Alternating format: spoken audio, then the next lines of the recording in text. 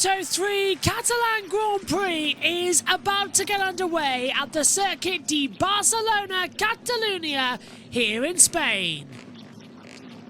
Let's take a look at the starting grid then. Ivan Motola on pole position with Colin Vire and Jose Antonio Rude on the front row. Row 2, Faurizio, Yamanaka and Alonso starting from 6th. Row 3, Munoz, Adrian Fernandez and Daniel Holgado. Row 4, Luca Lunetta, Stefano Neppa and Matteo Bertoletti. Row 5 sees Angel Paqueras alongside Joel Kelso and Joel Estevan. Row 6, Jacob Rulstone, David Armands and Riccardo Rossi. Row 7, Scott Ogden, Filippo Ferrari to Suzuki. Row 8 sees Takahiro Barassi alongside Zabi Zukuta and Noah Diltwala. Row 9 sees Nicola Caro, Joshua Whiteley and Arbi Anamata at the back. Away we go then on the formation lap here at the Circuit de Barcelona, Catalunya in Spain. A fantastic circuit, a fantastic arena as well for all of the action. Still got no idea what's going to happen next, and I think that's the best thing in MotoGP. You never truly know what we are going to see. Let's check in with what the world feed thinks as well. Crossing over to TNT. Pressed in the little rise before you drop downhill into turn 1. I think we'll try and see a little breakaway from the fast guys this year with the Bayer, Rueda, Holgado and obviously David Alonso, the man setting the pace this weekend. But I do believe that there's going to be attacks from the likes of David Munoz and it'll keep the group together. So I think it's going to be a big, well, maybe 15 to 20 bike battle. As we've seen last weekend in Junior GP, I think there was 15 or 16 bikes all line astern down the front straight. We have seen that in the past here. It's been one of these, there were some silly moves that 2 or 3 years ago we saw and they tried to clamp down on it. But this year things have spread out. And I think Pirelli has played a part in that. Some people have the pace and some people don't, if that makes sense. And some people then don't have tyre at the end of the race. You are going to have to be sensible here, which should encourage them to ride together in a group. You would imagine so. It doesn't always play out the way you think it's going to in Moto3 because you're dealing with young, hungry kids and sometimes they just go gung-ho. But managing the tyre is something that never was such an issue in Moto3 in the past. But the Pirelli introduction, there's extra grip, there's extra performance, but there's also extra degradation. So long hanging corners here, the right side is going to take a lot of abuse around turns 3 and 4, and likewise these last 3 right-handers. And interestingly, Colin Vire and Jose Antonio Rueda, unlike the majority of the field, have gone with the soft SC1 at the rear. The majority of the riders on the medium SC2, both on the front and the rear. A couple of little different ones in there, but the big ones, Vire and Rueda, are going with effectively the softer option. Yeah, surprised by that move. Obviously, there's the work that Vire does throughout the weekend. You've got to say it's a calculated choice, and Rueda's going similar alongside him on the front row of the grid. So let's see if that does play into their hands in the early laps, if they can have a little bit of extra traction to perhaps make a little break. The anticipation is through the roof. Everybody knows what we could see coming next. So, 18 laps ahead of us then for the Moto3 Catalan Grand Prix. We're here in Spain for the second time. Let's see what we get up to then. It's all eyes to the lights. Ortola, Vire and Rueda. Lights on. Go, go, go in Spain now. Great start for Ortola. Great start from Colin Vire, but Ortola will sweep across. Ruda's going to go right alongside him as well. Ortola pushes him onto the grass. How on earth did he not go down there? Ruda almost on the grass, and he did go nearly down as well. That was unbelievable. Into the first corner. Ortola surely going to get a penalty for that. He can't not. That was forcing another rider off the track in massive fashion as well, as they turn in to 3, uphill as well towards Repsol at 4. Leaders of the race, Ortola, Holgado, Colin Vire, Munoz, Faurizio up into 5th position. 6th as well coming for Alonso, Fernandez, Ruda down into 8th place then after starting 3rd and running in 2nd place as the lights went down to turn 1. So definitely, I think Ortola might be just a little bit in trouble. We'll keep an eye on that, though, as the race continues on. Down we go then, towards turn 6 and 7 for the first time. They've all managed to make it through, which is brilliant news. No one's hit the deck, no one's changed over. Holgado moves into second ahead of Munoz, so now the championship's starting to become alive a little bit more. Remember, Holgado had the advantage leaving the French Grand Prix, so there's still a lot to push there. Down towards turn 10 we come then as well for the first time. Ortola holding the inside line. The 72 for Rizzo getting ahead of Colin Vire, going a bit too deep. Vire's going to come under pressure from David Alonso. Augusto Fernandez coming in there, so is Antonio Ruda. Esteban down to 9th, and that's Yamanaka moving down to 15th place as well. Rossi down to 17th. Scott Ogden down to 21st position as well, or should I say up to 21st position after starting, well actually he started 19th and now he's down to 21st, so he's lost 3 places on that opening start. Lap 2 of 18 then, and we've got Munoz ahead of Holgado for P2, but Munoz, Holgado and Ferrizzo are side by side. Coming in that, Colin Vire going right round the outside as well. Ferrizzo took the normal racing line that Ortola had towards the braking zone as well. It hasn't worked out that much to Ferrizzo with a double long lap penalty. The same for Munoz. So, and Takahon Barassi has been given a long lap penalty as well. So, a double long lap for Ferrizzo, long lap for Barassi and Munoz as well. No jump starts according to race control, so that's great news from them. So that's the information we've got at the moment then here on with 17 laps to go. Let's look at the field, changing places once again. Ortola has the advantage.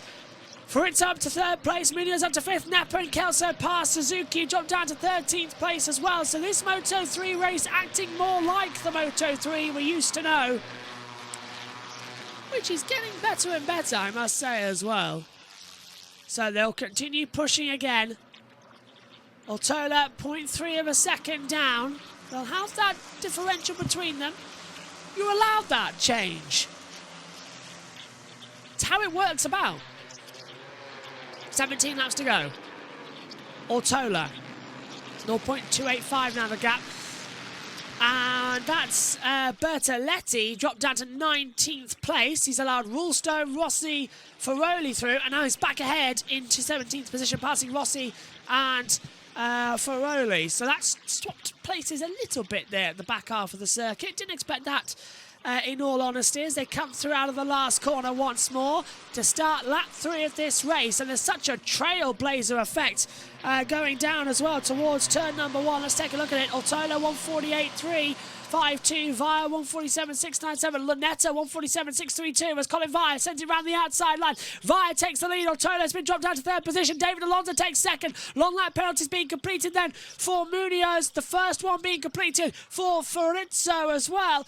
Barassi hasn't taken his long lap penalty this lap. That's interesting. So he still does have one coming up on the timing monitor. So yeah, look at that. Luca Lunetta in 5th place on a 147.632. He's got the fastest lap of the race so far. Field still spreading up together as they all change over in the mid-pack. This is the championship. Alonso then in 2nd place. He'll lead the championship by 6 points to Holgado, 113 to 107. Colin Vire will be 26 points back. Ortola now 47 points back in the standings as well. So that's changing up again. I suppose they're all going to have to try and find the right way about it, the correct syntax to keep pushing in this crazy situation. Vire leads, but it's closing up as they're coming towards turn 10. Holgado sends it to the inside line of Ivon Ortola. Takes 3rd position. Ortola tries to hang it around the outside. Lunetta thinks about a lunge back through on the inside line. He's not going to make it through there, unfortunately. Just lifts off a little bit on the gas, then it's foot down to the floor once more, trying to find any part of the circuit where he can just gain traction, gain momentum, and push hard. It's one of these situations where we don't know what's going to happen next. Across the line we come then. Down towards the braking zone. Kelso P9, Paqueras P10. 5 abreast. 1, 2, 3, 4, 5, 6 abreast with 7 in the mix. The top 7 all in there. It's Colin Vire who leads it towards turn number 1. It's a typical Moto 3 race. Let's check in with TNT. Fire on top with Alonso in second place, Ortola in third. Yeah, Fire looks like he's obviously a little bit taller, but not being hampered down the straight, so even provided the multi-bike slipstream, he's able to hold his own in the braking zone. So I do think you've got a few wild cards, as you mentioned. Luca Lanetta looks aggressive in the braking zone at the end of the straight, so this one's got a lot of potential. It's actually bunching up. Kelso's got across. And there's a lunge from Daniel Gardo. He goes through on Ivan Ortola. We're going to have to keep an eye on the pace at 47.4 for Piqueras, who's tried to close the gap, but at the front, running a 48.0. This is the start, Michael. Well, proper grass tracker for Jose Antonio Rueda. And then Munoz here, what's your 64? Yeah. So that's a big one. We had contact with Alonso, then Rueda, and Rueda then clipped to Colin Fair's arm. So, yeah, Munoz is going to... He's lucky if he doesn't get a penalty for that, because you're not supposed to swing, especially in the run to turn 1, a corner that is notoriously a bit of a crash hazard on the first. It's actually crazy when you see them run on the grass and the run down. And suddenly you're going to find David Munoz's bike appear. There it is. Yeah. Right across in front of you. I mean, that is wild. A wild start to the race. We saw from on board there. Oh, we've had a crash with David Almansi, second of the weekend. He's gone down. Oh, turn 5. But he's rejoined. He has rejoined, so that's a positive to come back into it as well. Down the straight, there we come. Yamanaka, 147.389 for Rizzo. Who's going to lead the race this time? It's going to be Daniel Holgado. He'll take the front. Alonso second, Vaya down to third. Oh, come on the inside. Esteban and Fernandez nearly taking each other out as well, coming through. 1 and nearly into 2 as well. My goodness me. Farizzo and Fernandez just not taking anything for granted there. It's like, yeah, after you, bang! Straight into the wall of doom, basically. They really don't understand what's happening next, do they? It's a really hard situation to get it right. One wrong error and you are in severe trouble. That's what we've been seeing here in the Moto3 Catalan Grand Prix. We've seen it basically all weekend, haven't we, as the timing screens change order once again. Ortola ahead of Alonso. Fastest lap for David Munoz, 147.267 now. So it changes places once again in the running order. Holgado. Lunetta up to second place. Now down again to turn 10s. Every braking zone down on the deck. Everyone's just feeling a little bit too nervous, like you don't want to make too much of a mistake. And then it's just like a huge accident that blows up in front of you. So, yeah, turn 1's going to be the interesting factor. That drag we see coming out of New Holland, the last corner, to really push hard down the straight. This is it now. Lunetta closes in behind Holgado, and then it's just going to open up the taps. Holgado's now completely defenceless down towards turn 1 with the longest runs to the first corner on the calendar. Swings to the inside line. Here comes round the outside Ivan Ortola. He'll go side by side. Holgado just holds off into that first corner. And second long lap being taken now. That's Barras. No, that's Farizzo. Barassi completes his long lap penalty. 2! Someone's down! Is that Kelso? Yeah, Joel Kelso is out of the race. Kelso's crashed. Wow. Appreciate that long lap, isn't it? Yeah. I don't know if that was self-inflicted or imposed for Kelso. Let's have a look. Yeah, self-inflicted. So, yeah, just turning back as he slides across the path of Teo Furusato. But, yeah, game over for Joel Kelso today. Easy done there. It is downhill, slightly off camber. Rear just washed out on him. So Furusato's rejoined. Has he gone? I think Furusato might have crashed. He just dropped down. Yeah, he's crashed. So he's rejoined and then has crashed out straight away. So that's the end of the race for Furusato. That's a shame. He was only 3/10 off the back of the strip. So, given the pace he had, he'd easily got back in the mix. So, oh, shame. Teo was such an impressive run of those first 5 laps too. There he is, trudging away at turn 4. Yeah, it was coming, wasn't it? The way he was riding, he clearly felt he had pace. Ricardo Rossi, we are on lap 6 here, and he's got a long lap penalty for exceeding track limits already. That means he's done it 5 times already in this race. That's a good effort. He's obviously working hard on it. I'm impressed. That's maybe a new record to get it. We're on lap 5 to manage to get a long lap penalty for track limits.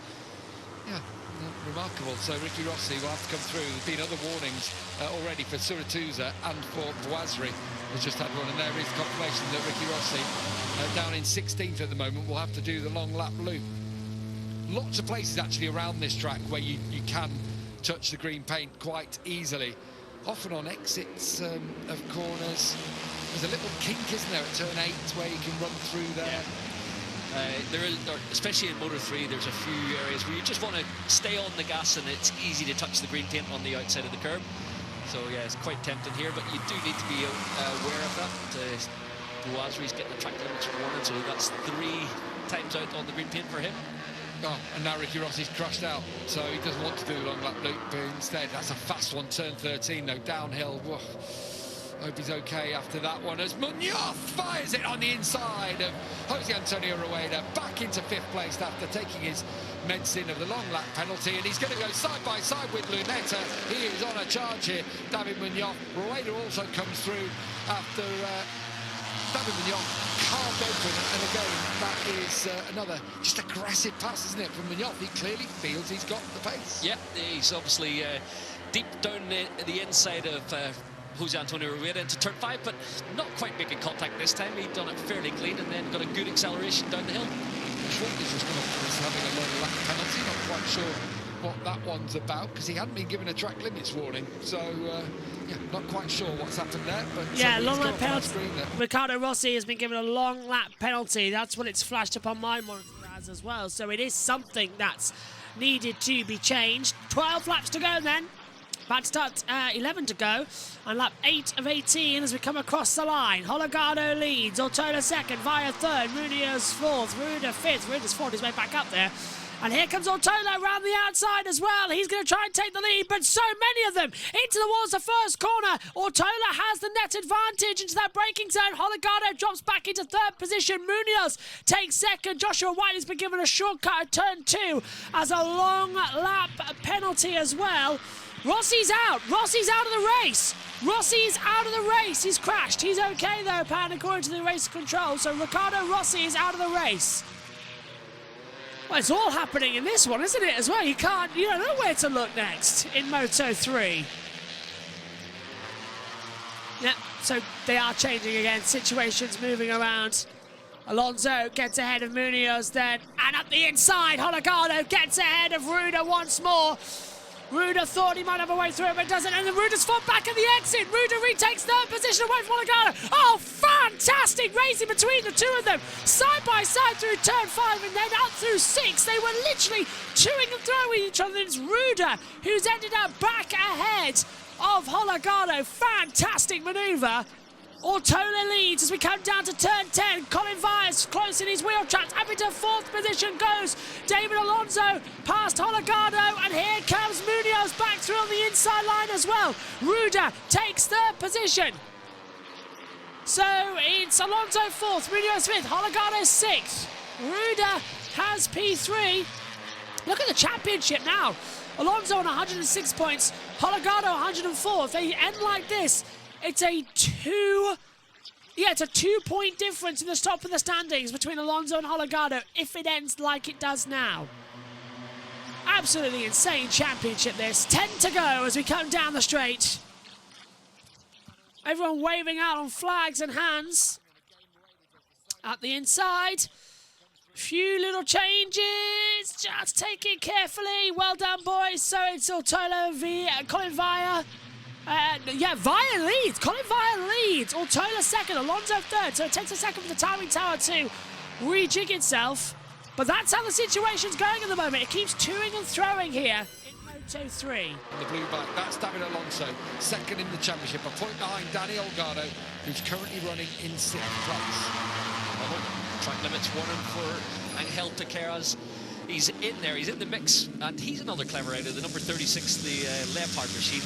As the race progresses, he normally can keep some pace, keep some tyre, and move his way forward. Well, maybe Kota, obviously he finished on the podium there, maybe that's the one we need to be looking at, where Alonso, you remember, left it right to the very end of the race to pounce. So, you know, they're maybe the riders to keep the eye on of who could have some tyre at the end.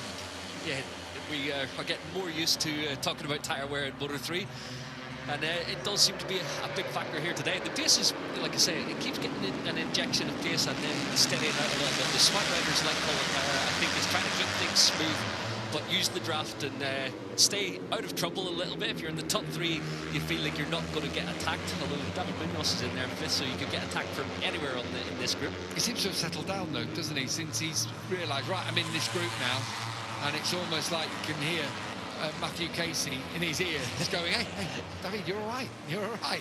Just stay there now. Just stay there. Another run down towards turn number 1. This is where the silly racing really begins, and Altola gets ahead and going around the inside line. Oh, that was Alonso trying to go through. Alonso will take 2nd position, but under braking, Colin Vire has an inside line. Ruda, meantime, and Munoz close together. Hologado is coming for a little fight as well. So, Altola leads, Vire in 2nd, Alonso takes 3rd, Ruda's got 4th position as well, Munoz 5th, Hologado 6th, Yamanaka in 7th, Lanetta 8th, Rulestone 9th, Esteban has 10th position as they come into turn 4 at Repsol. It's an uphill double apex corner, downhill to turn 5 at Seat. A little bit of debris in the middle of the track there, I think. It's just been cleared by one of the riders. Hopefully they don't get a puncture as well. A puncture on a Moto3 bike, or any Moto bike, in fact, is going to be very, very severe.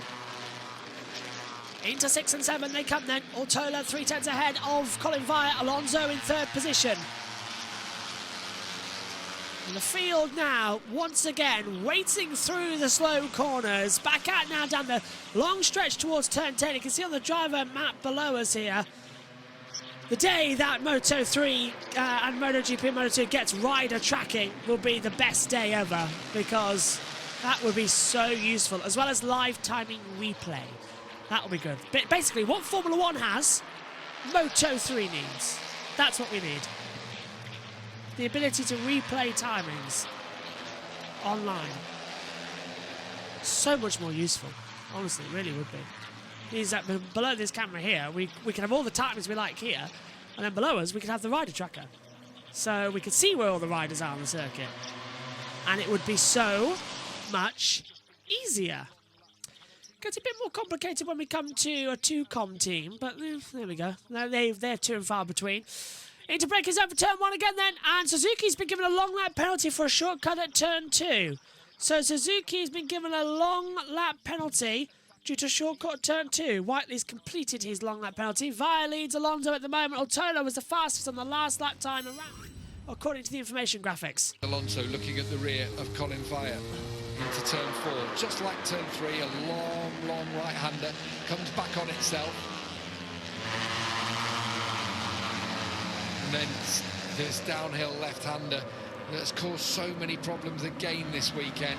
One thing is sure, temperatures now, best they've been. I mean, in terms of, it will be hot come the MotoGP race. Yeah, for this afternoon, MotoGP, maybe a little bit too hot, may make the track slick. But I think Moto3 are getting the perfect conditions for the weekend, so less of a worry in those early laps through turn 2 and turn 5. It actually hasn't been too big an issue for Moto3, but MotoGP, we've seen a lot of carnage at turn 5, so many crashes where riders are getting caught out with moves that they least expect. Here comes Holgado on Alonso. Takes 2nd, Alonso cuts back. Occasion, and Alonso happy to take that one. As long as you're not dropping too far back. There's lots of mind games going on here. Ivan Altola in 4th has just set his personal best lap of the race. That just shows it's around 47.9. We've had people put in 47.2s. David Munoz did earlier in the race. And it just shows that Altola's best is a 47.9. How much he's been managing things. Yeah, he's had perfect track position, leading from the opening laps. Anytime he's dropped into the pack, riding on board here, you see what it's like with the slipstream. So just click 6th gear at the end of the straight, 2-bike slipstream, and the work's done for you. So he's swallowed up by Colin Vire and then going to brake late into turn 1. The 2 championship protagonists side by side to the first corner, and it's Alonso who comes out on top, side by side. David Alonso leads, Altola 2nd. Hologado drops out to 3rd place then as the 2 championship protagonists slip through each other at turn 2 and 3. Vire 4th, Munoz 5th. Lanetta takes 6th position as well. It's one of those race weekends where you're never quite sure what we're going to see next, what position you're going to go. Okay, that's the jump. Suzuki failed to comply with a long lap penalty, and he's got to do it again. And Alonso and Holgado did touch down at turn 1. So Suzuki, long lap penalty due to incorrect long lap execution has come up from the stewards here. Ferroli has been given a track limits warning as well. So, okay. A few penalties then to be dished out with a couple of laps to go. 7 to go in total. So this will go a little bit longer than we expected. 14.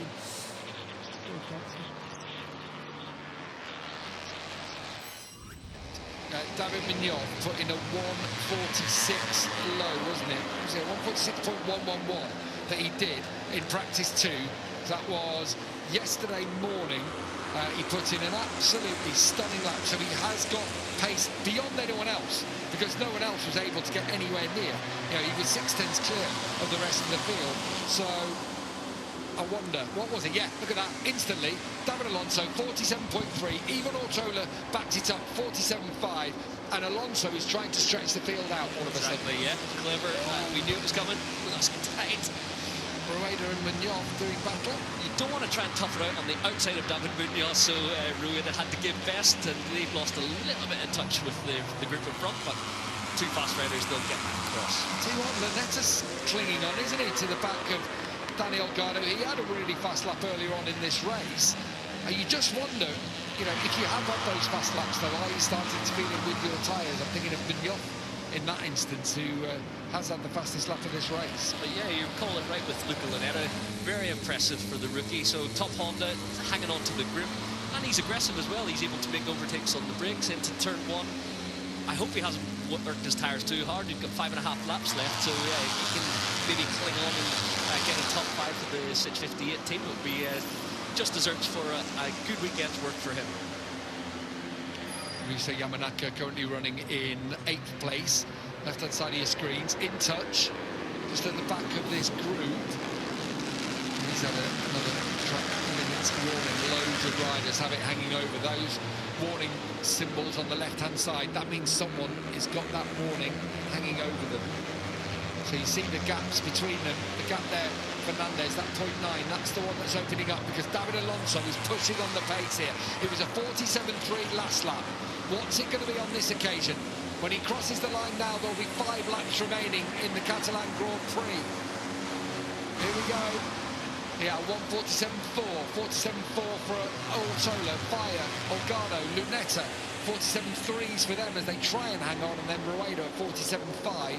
Munoz could only manage a 47.8, and the gap to Fernandez then a second. Yeah, personal bests for everyone in the chase pack, so obviously pace being set by David Alonso, and then Ortola, Valle, Holgado, Lunetta and Rueda all sitting there fastest laps of the race as they try and hang on to the young Colombian. And that's it, when Alonso's gone, your plan goes out the window, really, I think, because you sort of think, well, he's the one who has had the pace all weekend, we have to go with him. And maybe our plan was to wait till 3 laps to go. Yeah. But now you haven't got a choice, you have to chase him down. Yeah, you have to respond, and Ortola and Valle know that if they let this young man get a little bit of a gap, he'll keep stretching it out. So yeah, they all have to respond and maybe work their tyre a little bit harder than they wanted to at this stage of the race, but let's see if it gives them any trouble over the last few. First sector times are all red as well on the timing screens. So we are getting faster lap times, which is what we wanted to see. Alonso from Ortola, Valle, Holgado, Lunetta, they're the top 5 into the braking zone, then down at turn 10. Oh, and Alonso, big twitch on the rear, coming under braking as well. Ortola still getting on the exit power as well. He's not going to let this one go. Holgado, somewhere in between. Where's he going to fit into all this as well? Is he going to have an interesting point of view? Is he going to move around, switch it up a bit as well? Really is quite an unusual situation we're going to see with 4 laps to go on the board, and it's Alonso who's at the top time, 147.830, new fast lap of the race so far. That's how you start getting up there as well and start pushing hard. Down towards turn 1, Alonso's still got the lead. Ortola and Valle can't do anything about it. Holgado's not back, but meantime, we've got a little battle situation going on as well as Garcia gets forced out of it as well. So Rudo passes Munoz up to 6th, and Lunetta down to 7th position as well as they change over positions once more. Ortola's got the inside line coming in towards turn number 4. Backs out of it. Alonso has the opportunity and the pace. He's got motive, he's got time on his hands, and he's got the opportunity to just scamper off into the distance. He doesn't need to move it around, he doesn't need to wait around. Alonso 1:47.03. Holgado is in 4th position, but 2/10 back, so having the advantage that he needs through the chicane. Esteban passes Rulestone for 10th position as well, but so many people with track limits warnings at the moment. It's quite unbelievable. Out in last lap scraps, and today it was, as Neil predicted, managing the early part of the race, got through whenever he felt it was the correct point. He's just stretching it out, but fair play to the response from Ivan Ortola, not giving away it up easy today. Front 4, it's 4 into 3 for the podium positions. Which way is it going to go? Ortola has responded really well. I like this from Ivan Ortola. We are talking about the top 4 in the championship right there, and then Rueda, of course, was expected to be in the mix. He's had such a race-long battle with David Munoz going on at the Rueda, and you just feel like he might have had to spend his tyres that bit too much to get in the mix. 3 laps remaining then in the Catalan Grand Prix. Last lap, the pace dropped a little bit, only 2/10 though, so it's still a very hot pace from David Alonso, and it is, as you call it, making Holgado struggle a little bit to maintain contact. Personal best for Rueda in 5th place. He was actually the fastest of the front group. Round this long turn 3. This is the place. That's the one. Here and 4 are the ones where you can ruin your tyres in 1 lap. Yeah, it is. It's difficult to be patient. You're hanging on the side of the tyre here. You want to wind it in. You can see little twitches from the rear tyre of David Alonso as he's applying the tar through the rear tyre. Yeah, but it feels like he's just cruising, doesn't it, out the front, like he's just happy now. He's hitting his straps every single corner. Holgado, meanwhile, Rueda, both given track limits warnings, so they're just having to squeeze that little bit extra out. It means that there, look at that, on the corner, you can so easily clip it because you're just trying to run through that corner that bit quicker, cheat off a little bit of the track as much as possible, and that's when mistakes start to creep in. Yeah, same happens at the top of the hill here. Just you crest it, you can't see the edge of the track. You get on the throttle a fraction earlier just to chase the pack, and you're not out on the green hit. So yeah, you can see it is difficult for Holgado and Rueda now. They're going to be a little bit cautious, and you can't afford to be cautious at this point because you've got to really go at it. You've got to use the straight now, haven't they? They've got on the back of Holgado. Use the straight to get past because you don't want to be scrapping here. You want to make it clean, done in one. Is he going to just line up behind Holgado? No. Yeah, well, this is going to be the practice run, isn't it? As we come across the line, Alonso's a bit too far ahead, so the top 3. So is Rueda going to have a go here? Munoz done the fast lap, 1:46.894, and he's right in the toe. Down to turn 1, top 3 look like they're side by side. Ortola having a go there on Alonso. Not going to work out, I'm afraid, to turn 1. So Alonso has straight line speed. I wonder if the Pirelli tyres have gone off for everyone else behind, because it's unusual to see this change around so quickly in a Moto3 that no one can pass down the straight. In years gone by, we've had the overtakes on the straights that we've needed. We've had the big dramatic moments. So to see this sort of go, well, you're not going to get through here, you're not going to get through there, it's quite bizarre. So we'll keep an eye on it. See if they change it around again.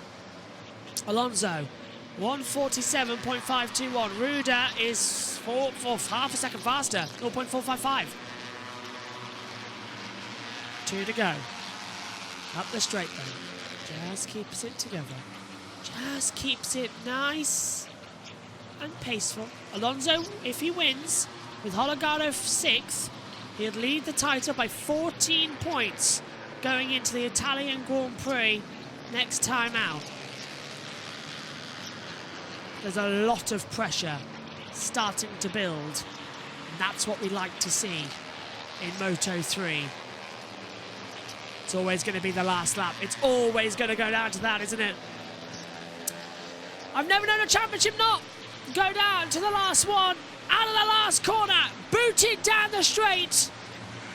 The last lap of the Moto3 Catalan Grand Prix.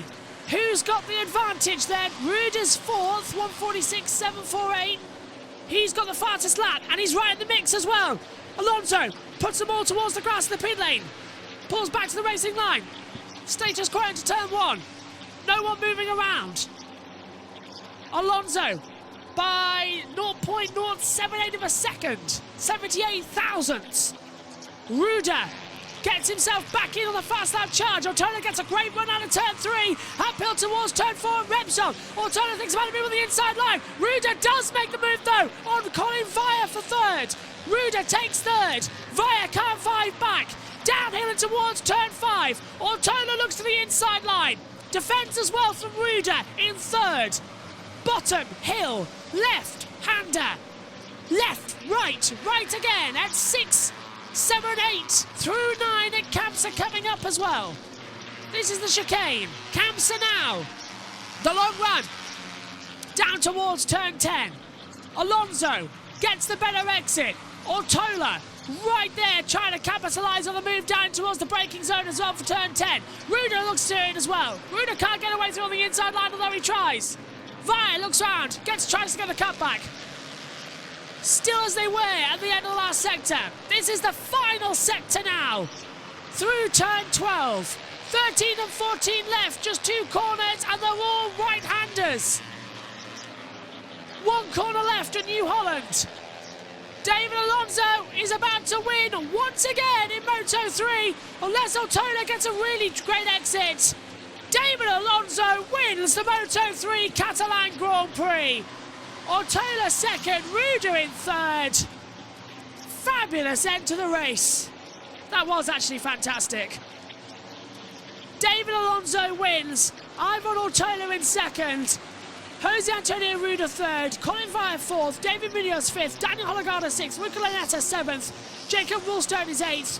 Filippo Ferrari ninth. Adrian Fernandez 10th.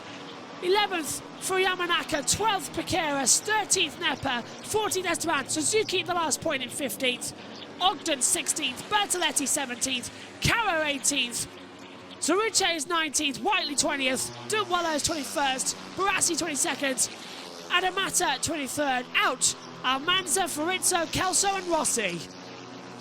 The Moto3 Catalan Grand Prix has been won by the Colombian David Alonso, who now has a 14 point in the championship.